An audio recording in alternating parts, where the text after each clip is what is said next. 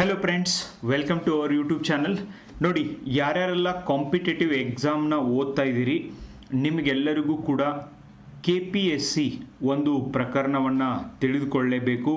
ಈ ಪ್ರಕರಣ ಮೊದಲು ಕರ್ನಾಟಕ ಹೈಕೋರ್ಟ್ ಮೆಟ್ಟಿಲೇರಿತ್ತು, ನಂತರ ಸುಪ್ರೀಂ ಕೋರ್ಟ್ಗೆ ಹೋಗಿ ಈ ಪ್ರಕರಣ ಇತ್ಯರ್ಥವಾಗಿದೆ. ನೀವು ಕೂಡ ಎಕ್ಸಾಮ್ ಬರಿತಿದ್ದೀರಾ ಅಂದರೆ ವೇಟಿಂಗ್ ಲಿಸ್ಟ್ ಒಳಗೆ ಭಾಳ ಸರ್ತಿ ಲಿಸ್ಟನ್ನು ಬಿಡ್ತಾರೆ. ಆ ಪೋಸ್ಟ್ಗಳನ್ನ ಯಾರಿಗೆ ಕೊಡ್ತಾರೆ ಅನ್ನುವಂಥ ಗೊಂದಲ ಇರುತ್ತೆ. ಸೊ ಈಗ ಸುಪ್ರೀಂ ಕೋರ್ಟ್ ಒಂದು ಕ್ಲಾರಿಟಿನ ಕೊಟ್ಟಿದೆ. ಅದನ್ನು ಸರ್ಕಾರ ಎಷ್ಟರ ಮಟ್ಟಿಗೆ ಪಾಲನೆ ಮಾಡುತ್ತೆ ಅನ್ನೋದನ್ನು ನಾವು ನೋಡೋಣ. ಫಸ್ಟಿಗೆ ನಾನು ಪ್ರಕರಣ ಏನಾಗಿತ್ತು ಅಂತ ಹೇಳ್ತೀನಿ. 2011 ಕರ್ನಾಟಕ ಸರ್ಕಾರ KPSC ಥ್ರೂ 362 ಗೆಜೆಟೆಡ್ ಪ್ರೊಬೇಷನರಿ ಅಂದರೆ KS ಪೋಸ್ಟ್ಗಳನ್ನು ಕಾಲ್ಫಾರ್ಮ್ ಮಾಡಲಾಗಿತ್ತು. ಆ ಅಧಿಸೂಚನೆ ಹೊರಡಿಸಿ ನಂತರ 2014 3 ವರ್ಷ ಆದ ನಂತರ ಫೈನಲ್ ಲಿಸ್ಟ್ ಬಿಟ್ಟಿದೆ. 362 ಜನ ಯಾರು ಪಾಸ್ ಆಗಿದ್ದಾರೆ ಅವ್ರ ಲಿಸ್ಟನ್ನು ಮಾರ್ಚ್ನಲ್ಲಿ 2014 ಮಾರ್ಚ್ನಲ್ಲಿ ಅಂತಿಮ ಆಯ್ಕೆ ಪಟ್ಟಿ ಪ್ರಕಟ ಆಗಿತ್ತು. ಇದರೊಳಗೆ ಐತ್ಲ ಸಾಮಾನ್ಯ ಅರ್ಹತೆ ಮಾಜಿ ಸೈನಿಕ ವಿಭಾಗದೊಳಗೆ ಅಯ್ಯಪ್ಪ ಎಂ ಎಂಬುವವರು ತೇರ್ಗಡೆಯಾಗಿದ್ದರು, ಪಾಸ್ ಆಗಿದ್ದರು. ಓಕೆ, ಸೊ ಪಾಸಾಗಿ ಇವ್ರಿಗೆ ಉಪವಿಭಾಗ ಅಧಿಕಾರಿ ದರ್ಜೆ AC revenue, okay, assistant commissioner for revenue ಹುದ್ದೆ ದರ್ಜೆ A ಹುದ್ದೆ ನೀಡಲಾಗಿತ್ತು. ಇನ್ನೊಬ್ಬರಿದ್ದಾರೆ ಸಂತೋಷ್ ಕುಮಾರ್ ಅಂತ, ಇವರಿಗೆ ಸಹಾಯಕ ಆಯುಕ್ತ ವಾಣಿಜ್ಯ ತೆರಿಗೆ ಹುದ್ದೆಯನ್ನು ನೀಡಲಾಗಿತ್ತು. ಓಕೆ, ಸೊ ಇವರು ಇಬ್ಬರು ವ್ಯಕ್ತಿಗಳಿದ್ದಾರೆ, ಇಬ್ರಿಗೂ ಕೂಡ ಒಂದೊಂದು ಹುದ್ದೆ ದೊರೆತಿದೆ.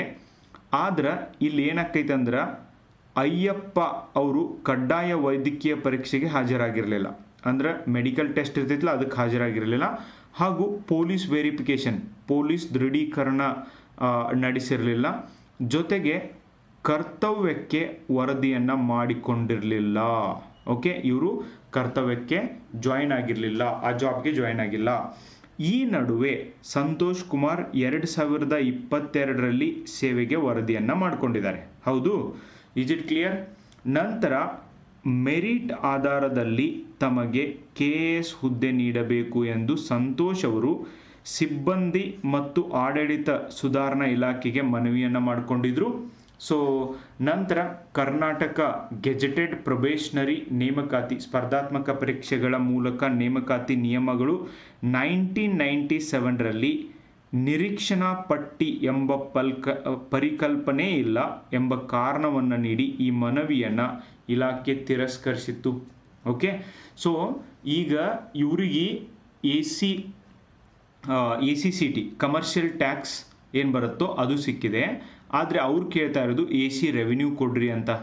ಇದನ್ನು ಪ್ರಶ್ನಿಸಿ ಸಂತೋಷ್ ಅವರು ಕರ್ನಾಟಕ ರಾಜ್ಯ ಆಡಳಿತ ನ್ಯಾಯಮಂಡಳಿಗೆ ಮೊರೆ ಹೋಗಿದ್ರು. ಅವರ ಅರ್ಜಿಯನ್ನು ನ್ಯಾಯಮಂಡಳಿ ಕೂಡ ವಜಾಗೊಳಿಸಿತ್ತು. ಬಳಿಕ ಹೈಕೋರ್ಟ್ ಮೆಟ್ಟಿಲೇರಿದ್ರು.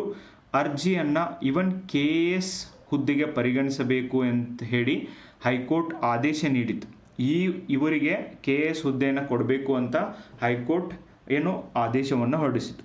ಆದ್ರೆ ಇದನ್ನು ಪ್ರಶ್ನೆ ಮಾಡಿ ಕರ್ನಾಟಕ ಸರ್ಕಾರ ಸುಪ್ರೀಂ ಕೋರ್ಟ್ಗೆ ವಿಶೇಷ ಮೇಲ್ಮನವಿಯನ್ನು ಸಲ್ಲಿಸಿತು. ಅಂತಿಮ ಆಯ್ಕೆ ಪಟ್ಟಿ ಪ್ರಕಟವಾದ ನಂತರ ನೇಮಕಾತಿ ಪ್ರಕ್ರಿಯೆ ಮುಕ್ತಾಯಗೊಂಡಂತೆ ಸೊ KPSCಯು ಖಾಲಿ ಹುದ್ದೆಗಳ ಸಂಖ್ಯೆಗೆ ಸಮಾನವಾದ ಪಟ್ಟಿಯನ್ನು ಮಾತ್ರ ಸಿದ್ಧಪಡಿಸುತ್ತದೆ. ಆಯ್ಕೆಯಾದವರು ಸೇವೆಗೆ ಸೇರದ ಕಾರಣ ಉದ್ಭವಿಸುವ ಯಾವುದೇ ಖಾಲಿ ಹುದ್ದೆಗಳನ್ನು ಭವಿಷ್ಯದ ನೇಮಕಾತಿಗಳಿಗಾಗಿ ಹೊಸ ಖಾಲಿ ಹುದ್ದೆ ಎಂದು ಪರಿಗಣಿಸಲಾಗ್ತದೆ ಹೊರತು ಈಗ ಹಿಂದೆ ಯಾರದಾರಲ್ಲ ಅವ್ರಿಗೆ ಕೊಡೋಕ್ಕೆ ಸಾಧ್ಯ ಇಲ್ಲ ಅಂತ ಹೇಳಿದೆ. ಸೊ ಅಂದರೆ ಕರ್ತವ್ಯಕ್ಕೆ ಸೇರದಿದ್ದರೆ ಮತ್ತೆ ಅವಕಾಶ ನೀಡೋದಿಲ್ಲ, ಒಂದನೇದು. ಎರಡನೇದು, ನನ್ನ ಮ್ಯಾಲಿನವರು ಬಂದಿಲ್ಲ, ಸೊ ಆಯ್ಕೆಯಾದ ಅಭ್ಯರ್ಥಿಯು ನೇಮಕಾತಿ ಪೂರ್ವ ಔಪಚಾರಿಕತೆಯನ್ನು ಪೂರ್ಣಗೊಳಿಸಲು ವಿಫಲವಾದಲ್ಲಿ ಅಂಥವರಿಗೆ ಕರ್ತವ್ಯಕ್ಕೆ ವರದಿ ಮಾಡಿಕೊಳ್ಳದಿದ್ದರೆ ಅದೇ ಆಯ್ಕೆ ಪಟ್ಟಿಯಿಂದ ನೇಮಕಾತಿಯನ್ನು ಹಕ್ಕಿನ ವಿಷಯವಾಗಿ ಪಡೆಯಲು ಸಾಧ್ಯವಿಲ್ಲ ಅಂತ ಹೇಳಿ ಸುಪ್ರೀಂ ಕೋರ್ಟ್ ಹೇಳಿದೆ.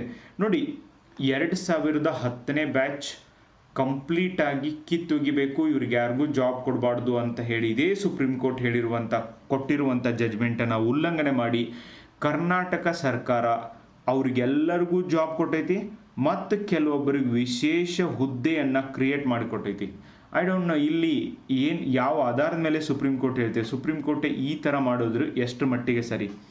ಪ್ರತಿವಾದಿಯನ್ನು ಉಪವಿಭಾಗಾಧಿಕಾರಿ KS ಹುದ್ದೆಗೆ ಪರಿಗಣಿಸಬೇಕು ಎಂದು ಕರ್ನಾಟಕ ಹೈಕೋರ್ಟ್ ನೀಡಿದ ಆದೇಶವನ್ನು ನ್ಯಾಯಮೂರ್ತಿಗಳಾದ ವಿಕ್ರಮನಾಥ್ ಮತ್ತು ಸಂದೀಪ್ ಮೆಹ್ತಾ ಅವರು ಪೀಠ ರದ್ದು ಮಾಡಿದೆ. ಯಾವ ಆಧಾರದ ಮೇಲೆ ಇವರು ರದ್ದು ಮಾಡ್ತಾರೆ? ಬಿಕಾಸ್ 2010ರ ಒಂದು ನೇಮಕಾತಿಯಲ್ಲಿ ಕರ್ನಾಟಕ ಸರ್ಕಾರ ಕೆಲವೊಬ್ಬರಿಗೆ ಬೇರೆ ವಿಶೇಷ ಹುದ್ದೆಗಳು, ಅವು ಇಲ್ಲಿವರೆಗೂ ಕರ್ನಾಟಕದೊಳಗೆ ಹುದ್ದೆನೇ ಇರಲಿಲ್ಲ, ಬಟ್ ಅವುಗಳನ್ನು ಕ್ರಿಯೇಟ್ ಮಾಡಿದ್ದಾರೆ. ಬಟ್ ಈ ಕೇಸ್ನೊಳಗೆ ಐ ಡೋಂಟ್ ಅಂಡರ್ಸ್ಟ್ಯಾಂಡ್ ಯಾಕೆ ಈ ಥರ ಡಬಲ್ ಸ್ಟ್ಯಾಂಡರ್ಡ್ ಮಾಡ್ತಾರೆ. ಕರ್ನಾಟಕ ಲೋಕಸೇವಾ ಆಯೋಗ KPSC ನೇಮಕಾತಿ ಪ್ರಕ್ರಿಯೆಯಲ್ಲಿ ಇನ್ನು ವೇಟಿಂಗ್ ಲಿಸ್ಟ್ ಅನ್ನುವಂಥ ಒಂದು ಇದನ್ನೇ ಇಲ್ಲ ಅಂತ ಹೇಳಿದ್ದಾರೆ. ಯಾಕಿರಬಾರ್ದು? ಯಾವಾಗ ಒಂದು ಹುದ್ದೆಗೆ ಒಬ್ಬರು ಜಾಯ್ನ್ ಆಗ್ತಾ ಇಲ್ವೋ ಆ ಹುದ್ದೆನ ಖಾಲಿ ಬಿಡೋ ಬದಲಿ ನೆಕ್ಸ್ಟ್ ಇರುವವರಿಗೆ ಕೊಡೋದ್ರಿಂದ ಡೆಫಿನೆಟ್ಲಿ ಮತ್ತೆ ಅವ್ರು ಬರೋದು ಎಕ್ಸಾಮ್ ಬರೋದು ಅಷ್ಟು ಮಾರ್ಕ್ಸ್ ತೊಗೋತಾರಿಲ್ಲೋ ಏನೂ ಗ್ಯಾರಂಟಿ ಇರೋದಿಲ್ಲ. ಸೊ ಇಂಥ ಸಂದರ್ಭದೊಳಗೆ ಯಾಕೆ ಅವ್ರಿಗೆ ಅವಕಾಶ ಕೊಡಬಾರ್ದು? ವೇಟಿಂಗ್ ಲಿಸ್ಟ್ ಒಳಗಿರೋರಿಗೆ ಯಾಕೆ ಜಾಬ್ ಕೊಡಬಾರ್ದು? That is what my question guys. ನಿಮಗೇನು ಅನಿಸುತ್ತೆ ಅಂತ ಕಮೆಂಟ್ ಬಾಕ್ಸ್ ಒಳಗೆ ಹೇಳ್ರಿ. ಅಂತಹ ಖಾಲಿ ಹುದ್ದೆಗಳನ್ನು ಆಡಳಿತ ನೇಮಕಾತಿ ನಿಯಮಗಳಿಗೆ ಅನುಸಾರವಾಗಿ ಭರ್ತಿ ಮಾಡಬೇಕು ಅಂತ ಹೇಳಿದ್ದಾರೆ. ಸೊ ಮತ್ತೆ ಯಾಕೆ ಅಗೇನ್ ಎಕ್ಸಾಮ್ ಬರೀಬೇಕು, ಮತ್ತು ಒಂದೇ ಮಾರ್ಕ್ಸಿಂದ ಅಥವಾ ಕರೆಕ್ಟಾಗಿ ಪಾಸ್ ಆಗ್ತೀವಿ ಅನ್ನುವಂಥ ಯಾವುದೇ ಗ್ಯಾರಂಟಿ ಇರೋದಿಲ್ಲ. ಆಯ್ಕೆ ಪಟ್ಟಿಯಲ್ಲಿ ನೆಕ್ಸ್ಟ್ ಇರುವಂಥ ಅಭ್ಯರ್ಥಿಗಳಿಗೆ ಆ ಹುದ್ದೆಯನ್ನು ಭಾಳಷ್ಟು ಸರ್ತಿ ನೀಡಿದ್ದಾರೆ. ಸೊ ಐ ಡೋಂಟ್ ನೋ, ಇವರು ಎಕ್ಸಾಂಪಲ್ನ ಕೊಡ್ಬೋದು. 2010ರ ಪ್ರಕರಣದ ಎಕ್ಸಾಂಪಲ್ನ ಕೊಡ್ಬೋದು. KPSC ಲಿಸ್ಟ್ನ ತೆಗೆದ್ರೆ ಇಂಥವು ಎಷ್ಟೋ ಕೇಸಸ್ ಪ್ರಕರಣಗಳು ಸಿಗ್ತವೆ. ಐ ಥಿಂಕ್ ಅವರು ಆ ಥರ ಫೈಟ್ ಮಾಡ್ಬೋದು. ಮಾಜಿ ಸೈನಿಕ ಸಂತೋಷ್ ಕುಮಾರ್ ಸಿ ಅವರು ಇದನ್ನು ಕರೆಕ್ಟಾಗಿ ಸ್ಟಡಿ ಮಾಡಿ ಇನ್ನೂ ಕೂಡ ಅವರು ಫೈಟ್ ಮಾಡ್ಬೋದು. ಬಿಕಾಸ್ ನೆಕ್ಸ್ಟ್ ಇದ್ದವ್ರಿಗೆ ಕೊಡೋದ್ರಿಂದ ಏನು ಪ್ರಾಬ್ಲಮ್ ಆಗುತ್ತೆ? So that is what my question guys. Competitive ಎಕ್ಸಾಮ್ಗೆ ಪ್ರಿಪ್ರೇಷನ್ನ ಮಾಡ್ತಿದ್ರೆ ನೋಡಿ, 30/3/2026ರಿಂದ ಸೊ 8th ಬ್ಯಾಚ್ PSI ಮತ್ತು ESI ಮುಂಬರುವಂಥ PSI ESI ಇವನ್ 265 ESI ಹುದ್ದೆಗಳು ಖಾಲಿ ಇದ್ದಾವೆ. ಅವುಗಳನ್ನ ಭರ್ತಿ ಮಾಡಲಿಕ್ಕೆ KPSCಗೆ ಹೇಳಿದ್ದೀವಿ ಅಂತ ಮೊನ್ನೆ ಸರ್ಕಾರನೇ ಉತ್ತರ ಕೊಟ್ಟಿದೆ ಗೈಸ್. ಇದಕ್ಕಾಗಿ ಪತ್ರಿಕೆ 1 ಪೇಪರ್ 1 ಆನ್ಲೈನ್ ಕ್ಲಾಸಸ್ಗಳು ಇವತ್ತಿಂದಾನೇ ಪ್ರಾರಂಭ ಆಗ್ತಿದ್ದಾವೆ. ಇಲ್ಲಿ ಎಸ್ಸೆ, ಟ್ರಾನ್ಸ್ಲೇಷನ್, ಪ್ರಿಸೈಸ್ ರೈಟಿಂಗ್ 3 ಸೆಗ್ಮೆಂಟನ್ನು ಹೇಳಿಕೊಡಲಾಗುತ್ತೆ.